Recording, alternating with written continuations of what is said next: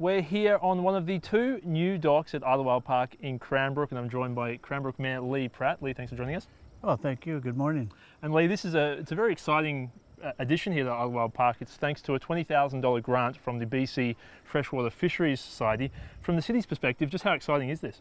Well, it's very exciting because, as you know, they've put some fish in here too, and we're going to be fishing here, some people, and so we needed somewhere to fish off, so it's a great addition. And of course, this is right in the middle of a big redevelopment of Idlewild Park. But this actually wasn't this little bonus from the Freshwater Fisheries Society wasn't forecast when you were coming up with the plan, was it? Well, it was in our forecast to have them, but it was also in our budget for us to have the money to build them. So it's a great donation by them. Yeah. So for a long time now, the Idlewild Park has been a place for people to fish. Do you remember as a kid? I know it was the city's dam, but do you remember as a kid? Did you ever sneak in and? Well, when I was a kid, this was a reservoir, and you weren't allowed to fish in here. But there was a few of us who used to sneak in here and fish. It was pretty good fishing too. Yeah, and this is a little bit different because it's received a designation. It's for disabled people, and children with an accompanying adult.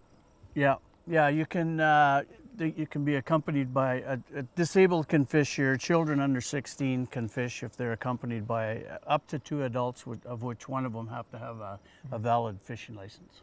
And are there other places like that with that designation here in the Cranbrook area, or is this kind of unique in that respect?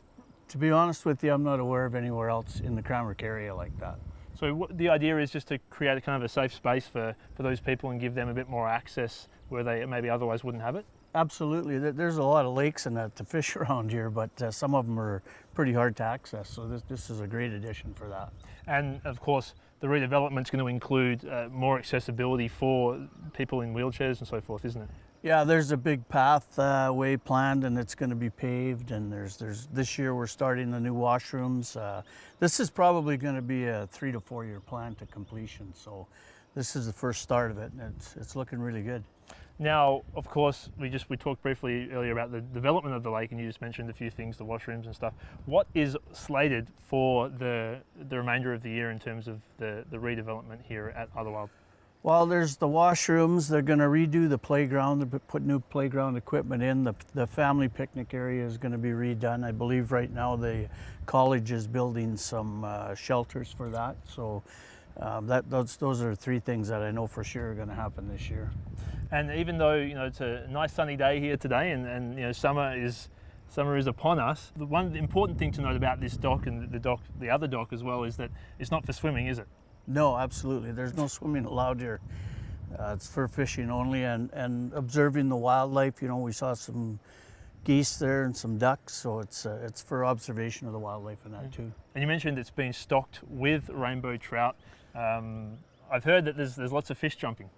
Yeah, we saw a few here this morning here already, but there's going to be good fishing here. All right, Lee, well, thank you very much for joining us, and I'm sure everyone in Cranbrook's eagerly awaiting the redevelopments here at Idlewild Park.